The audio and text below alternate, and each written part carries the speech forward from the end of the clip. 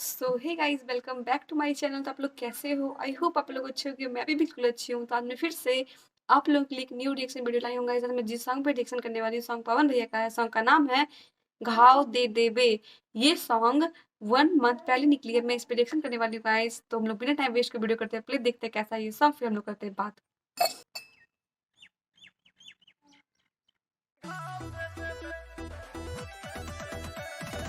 आ गए हमारे पावर स्टार।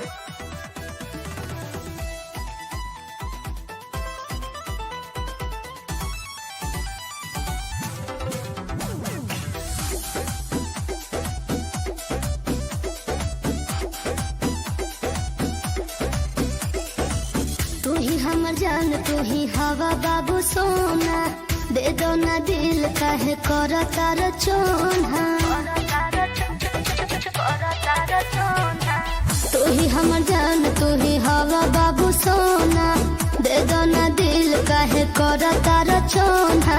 अरे हम जानत नहीं हमरा जिंदगी लाया ऐसन सुझाव दे दे दे। कहे से बतरा कि अरे बाबू सोना कही कही छाव दे देबे। हम भाव जदी देम तते घाव दे देबे। हम भाव जदी देम तते घाव दे देबे।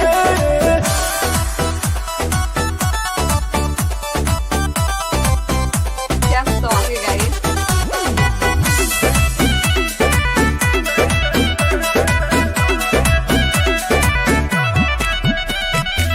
दिल के भितरिया मम्मी के क्रिया, तोहरे के जान हम बसैले बानी।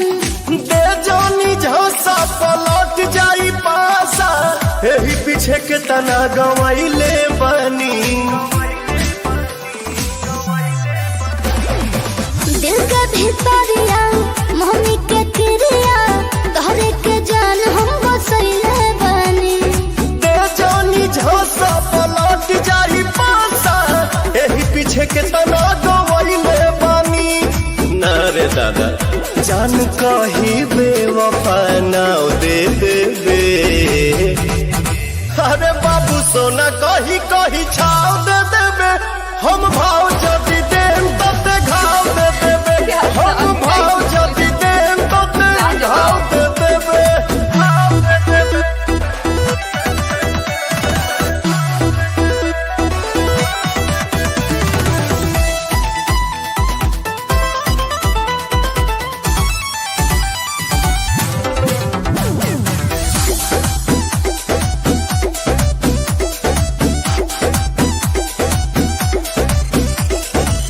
दिल के दिल करो, प्यार वाला फील करो, बतिया हमार लहुना माने माने।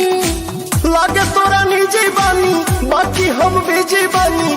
दोसरे दुआरिया या गोरा रानी। कहे से कह दो दिल के दिल करो, प्यार वाला फील करो, बतिया हमार लहुना माने माने। लागे तोरा निजी बानी, बाकी हम बिजी बानी। अमित दीपक के या गोरा रानी। अरे सुनो तो कि पवन निकी के बीचे या लगाव दे देबे। तयारे बाबू सोना कही कही छाव दे देबे। हम भाव जदी देम तते घाव दे देबे। हम भाव जदी देम तते घाव दे देबे। पागले हुआ का। सो गाइस, ये सॉन्ग खत्म हो चुकी है। मैं तो बिल्कुल सॉन्ग में खो जाती हूँ, रिएक्शन करती हूँ। तो प्लीज गाइस कमेंट कीजिए आपको मेरी रिएक्शन कैसी लगी। अगर अच्छी लगी हो तो मेरे चैनल को सब्सक्राइब कर दीजिएगा, वीडियो को लाइक कर दीजिएगा, बेल आइकन को प्रेस कर दीजिएगा। मैं ऐसे ऐसी न्यू रिएक्शन वीडियो आप लोग के लिए लाती रहूँगा। मिलती हूँ नेक्स्ट वीडियो में। Take care.